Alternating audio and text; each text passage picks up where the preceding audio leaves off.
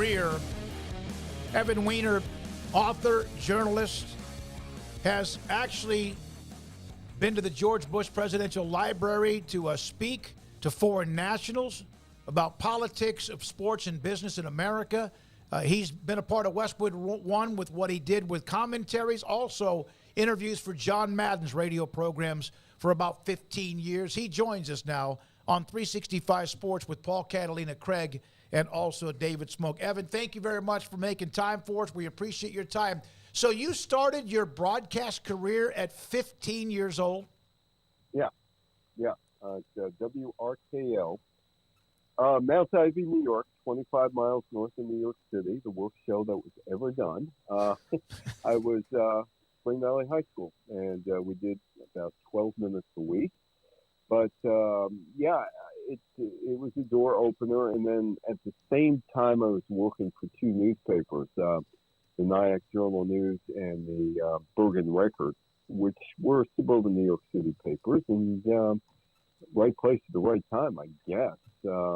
Radio was hot those days, so were the newspapers, and by the time I was 21, I was on WNEW AM radio, the home of the New York Giants, and doing news. So, I've been around for a little while. Evan, I know that most of your expertise is with the NFL and the politics of that, and I'm going to ask you later in the interview about Roger Goodell and Congress and how they got around this Washington thing, or if they ever will, outside of the sale. But this week we had the politicians getting involved in name, image, and likeness in the college game. Do you think this is something that they're even equipped to do or care about, or was this a favor to Charlie Baker? They've looked at it before. I do a talk called Presidential Impact on Sports in Society, and it goes way back to Teddy Roosevelt. In fact, it goes back to Andrew Johnson trying to knit the country together after the Civil War. And he invited members of the Washington Nationals and the New York, I think it's the Brooklyn baseball team. Politicians are always involved with sports.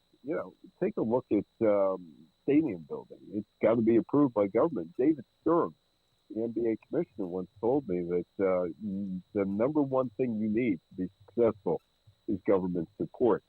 Now, Charlie Baker was one of them, governor of Massachusetts.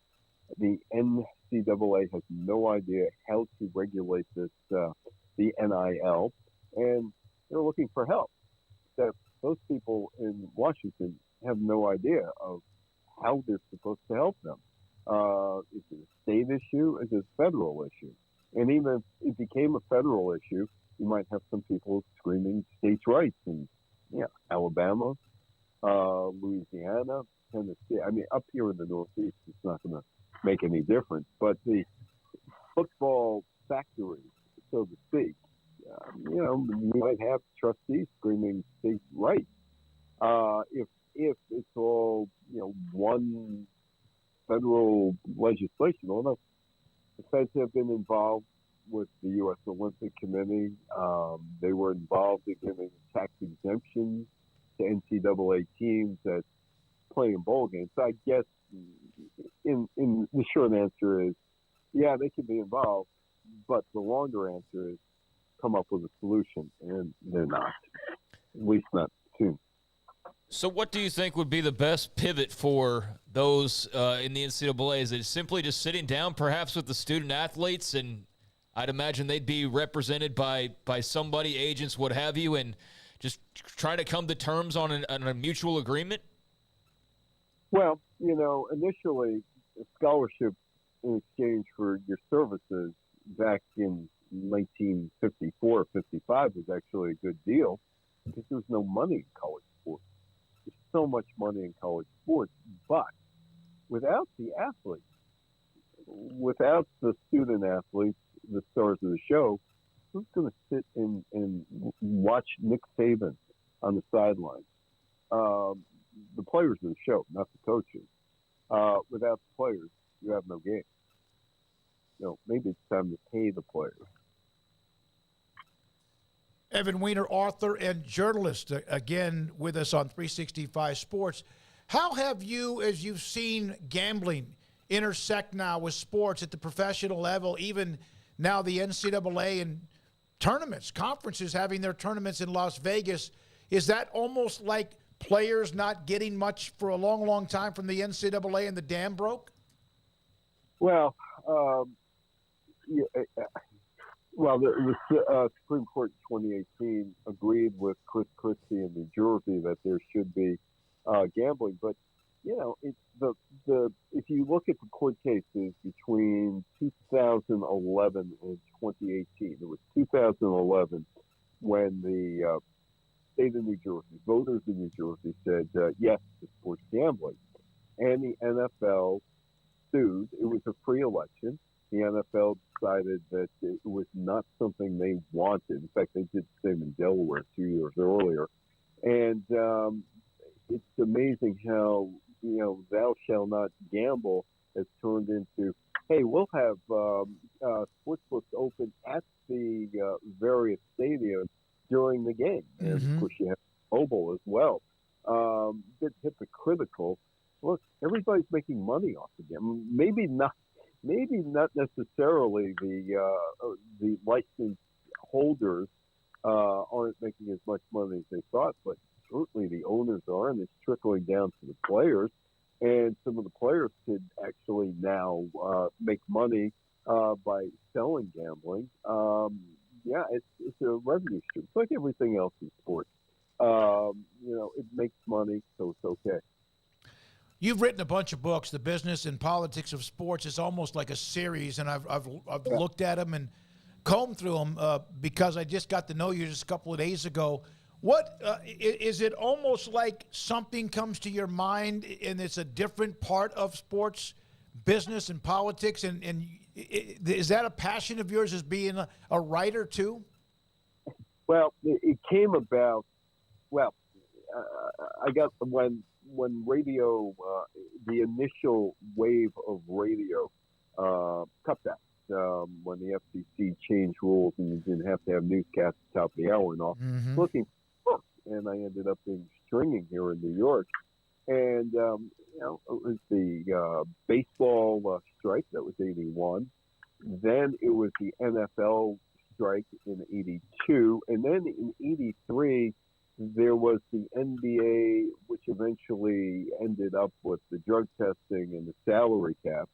84 was an Olympic year, so we were off. 85, there was another baseball strike. And then the mother of everything for me was covering the USFL, NFL antitrust trial every day for 6 weeks in Lower Manhattan in 1986. And that's where I really got my education, how, okay, yeah, this is entertainment to most people, but to the people who are in the sports industry, it's a business. That's all it is. It's a cold business. Then there was 87. There was the NFL strike. In fact, if you ever see the documentary, The Life and Times of LT, I'm walking with LT in there, and you could see me with LT asking him questions. And then I asked the question about who's your loyalty to, Giants fans, Wellington Manor, or to your paycheck, which is right in the middle of that. And then 86 is when the Tax Act reform was passed, which allowed the owners to get stadiums, and under the right deal, they could get 92 cents out of every dollar generated in the stadiums, and that's what caused all the expansion that came afterwards. So I was there, and that's when I learned all this stuff, and nothing has really changed since then. Why is it that it appears, at least, and maybe it's changing, I don't know, but when the NFL strikes, the owners win. When Major League Baseball strikes, maybe in the end, I don't know, it seems like to me the players run that deal. Well, as Jim Burt, who played with the New York Giants in 1987, was coming back into the tunnel after the players folded, he said, well, we're football players. We're used to be beaten over the head.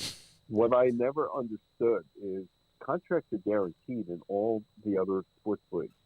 But for some reason, it is okay for the NFL to not guarantee contracts. And for the life of me, I just don't understand it. But that's the way it is. Used to be guys got cut, and just got cut, and didn't get paid. Now they get some severance. The pension plan is awful. There's no guarantee, and yet, they keep signing these contracts. I just don't get it. I didn't get it in 1982. I didn't get it in 1987. They've gone to court. The NFL owners still are basically, the players never win. They never, ever win. Seems to me they always get hung up on a side issue, like practices, or we'll give you this many more games if you take away this thing, and then that's how the deal gets done, but they don't really get what they should have gotten out of the deal. Well, it's always about money. In one of my books, I forgot which one it was, and I talked to Harry Carson, who is the linebacker with the Giants, now the late Dave Jennings, about the 82 and 87 strikes. And their whole thing was, well, we got the money. We're getting some free agency, and that was the big deal. But as I pointed out to Harry Carson, who had a long career, most players, they're done in 2 years. The majority of players, or 3 years, and they don't make big money. And as Lee Steinberg once pointed out to me, the guy that, he had all the quarterbacks and all that, but guys, the 7th round pick at the minimum has to basically have 2 homes, has to hire his own trainer, or whatever, for whatever they're doing. And when you, it's always about money. That's it. And how to divide the money. Until recently, they didn't even worry about benefits and pensions. I've talked to guys over the years. I'll give you one. I'll name one guy, Cornell Gordon. He was part of the 1968 New York Jets Super Bowl team. He sends me an email. It's about 11 years ago now. Sends me an email. He says, how can I get the NFL to buy me an air condition for my room? I don't know. I said, call the NFLPA. That's how pathetic some of these emails I've gotten from people. And also with the brain damage as well. What was the guy? Oh, the guy who, I can't think of his name off the top of my head. His son plays for Cincinnati. He was defensive back in New Orleans, who there was some really nasty stuff going on with him and his wife. And his wife called me, and I said, hey, this is not something for me. And I latched her up with somebody who was dealing with that type of thing. She said, don't you get involved with this at all. I said, I wasn't planning to. So, there's a lot of post-career stuff that they don't take care of. In fact, and I don't want to belabor the point, but one of the players told me that the NFL, that former players, the estimate is that that we, taxpayers, through Medicaid, pay former NFL players about $1 billion a year to take care of them. Well, and that was a fight for a while, wasn't it, Evan? We used, when we were at Super Bowl Radio Row, probably 15 or 20 years ago. There's two different things that are kind of a passion: the Wounded Warriors for those who served our country, but the other one was Gridiron Greats. Mike Ditka and some of them got heavily involved. They're still out there. So when the concussion stories began and they started to figure out CTE, how much did that scare the hell out of Roger Goodell and the NFL? It didn't. They're still, and the NCAA, two of them, are still saying that there's still no definite link between concussions and CTE. There's only suggestions it might, but they're still sticking to the we haven't seen the link between the two. And there's still the Jets doctor, Elliot Perlman, who was not an expert on brain injuries, was the NFL's go-to guy in terms of telling the world oh, don't worry about the brain injury. There's no link. And Goodell, was it this year or last year, said, I don't see any link. Well, of course he's going to say, I don't see any link. And they basically, Amalu, Dr. Bennett Amalu, they basically marginalized him. And what cracked me up is that how the NFL just swept this thing under the table. It was just totally forgotten. He came back with Tua this year, but it's not really around. I mean, Tua gets hit and all that other stuff. Yeah, it's a concern for about 3 minutes, and it's time to move on to whatever else we're moving on to.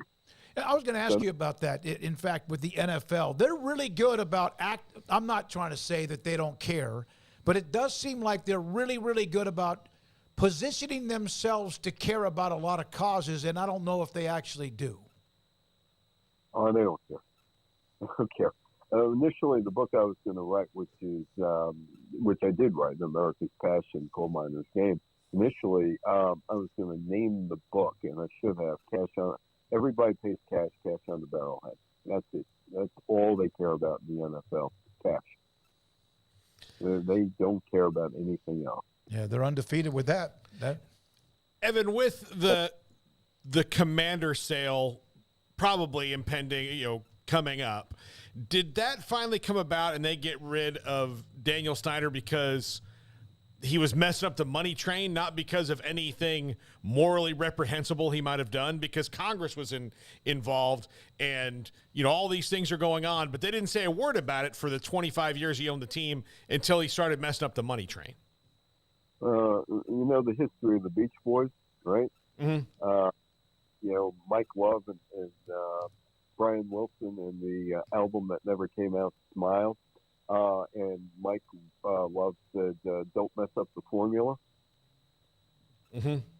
There you go. What it's all about. Don't mess up the formula. You know who else told me that once was Fuzzy Zeller, and this is 40 years ago, in the PGA.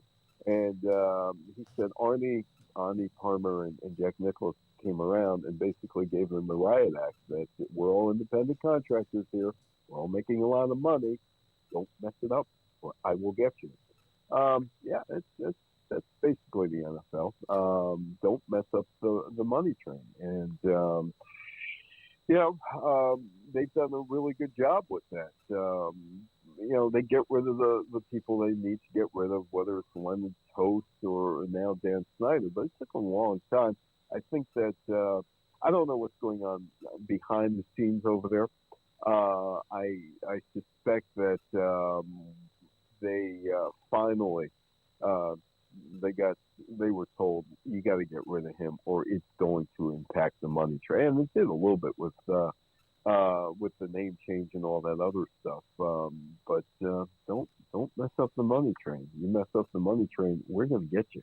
You had some quotes, and this is part of me when I was researching for the segment today. And again, Evan Weiner with us, author and journalist with us on 365 Sports.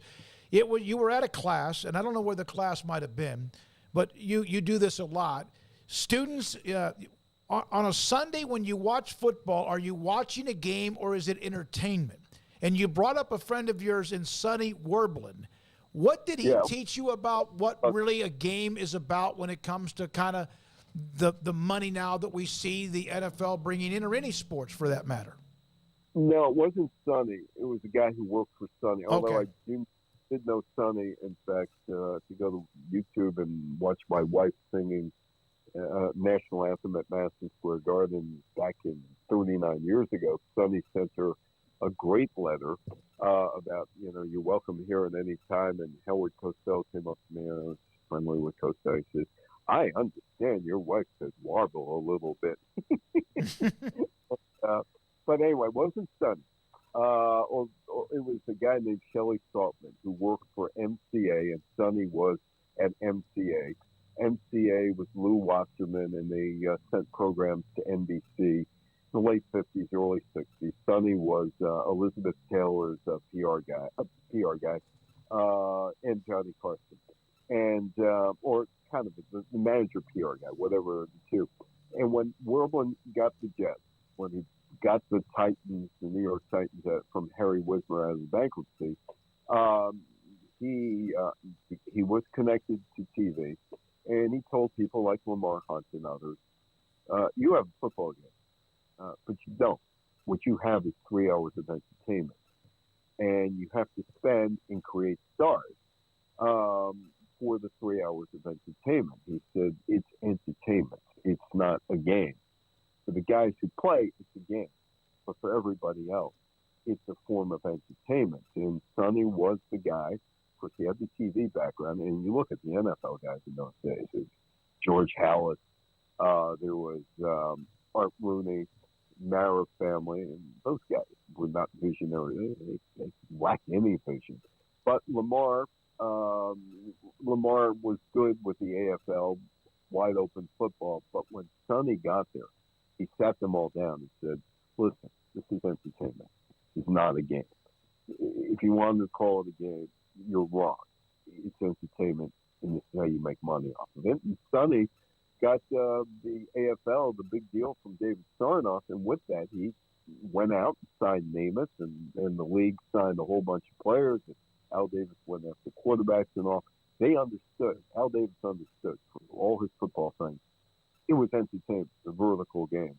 And it was Sonny who basically sold the AFL owners on the fact that it was entertainment. And also the AFL, all their teams shared TV revenue from 1960, and Rozelle had to convince all of those guys in 61, 62, we have to pool our money.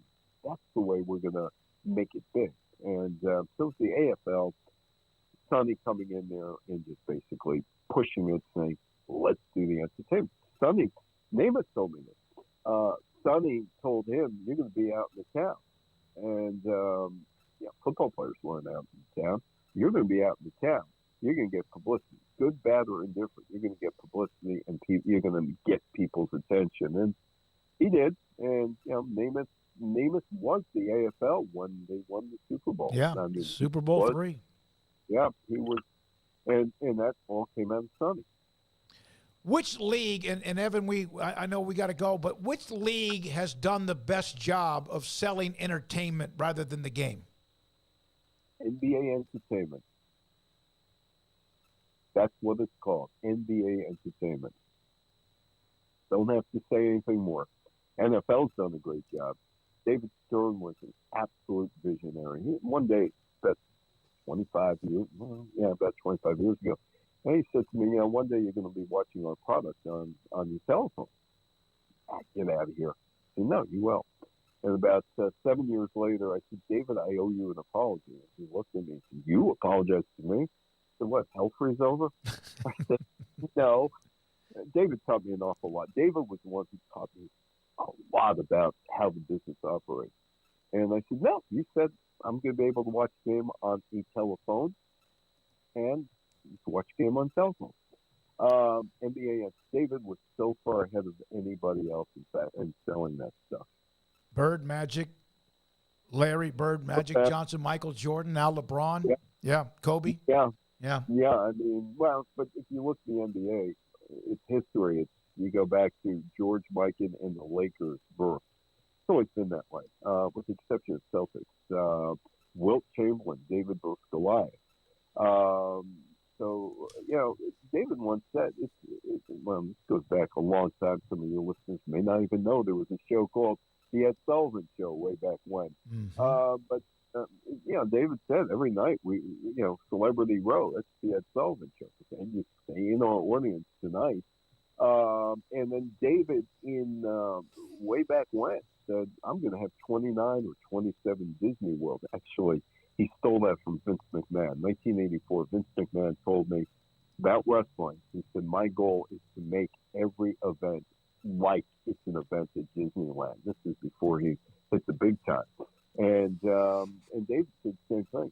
It's Disneyland. That's what we're selling. Evan, I appreciate your time. Do you want to end with one? Do you have a John Madden story that's your favorite? Can't repeat it. Yeah, you can. Yeah, you can. We're on YouTube. You can. Oh,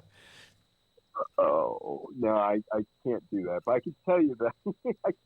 No, I can't. Okay. it was funny as hell, but I can't do that to John, and it was told to me in private. But his favorite sandwich was mustard and ketchup on rye bread. I do have a story. We're at the Arizona Biltmore. This is 94, 95, 96, somewhere in there. We're at the Arizona Biltmore, and Murdoch and Fox just landed the contract the year before, so it's got to be about 94. And, of course, John is the face of the NFL on Fox. And so we're at the Arizona Biltmore, and I'm hanging out with him and Matt Millen. The three of us are together. And Murdoch leaves, and they leave John as the MC of the night. And there's synchronized swimming going on as one of the party things that's going on. He's going to introduce a band. He's going to do this, and this. And he looks at me, and he sees the two women who are performing synchronized swimmer. And he looks at me, and he's talking to these women because he's trying to get some background on them. And he says, you two actually swim together, yeah. You do the same thing, yeah. Oh. I said, John, that is why it's called synchronized swimming, because they're doing everything in unison. He did. Oh, I love it. Evan, thank you. Yep. Yeah, thank you for your time. And hopefully down the road we can get you on again. It's a trip down memory lane, especially for someone. I'm 63, but a lot of great stuff, including what our chat room, when you mentioned, when I said, how much did it scare the hell out of the NFL with concussions? And you said, not at all. There was a lot of reaction of wow, from a lot of different people. We appreciate your time. Great stuff, and continued luck with what you're doing, too. Okay, we'll talk to you soon. Yes, sir. Evan Weiner, author and journalist here on 365 Sports. Appreciate the feedback.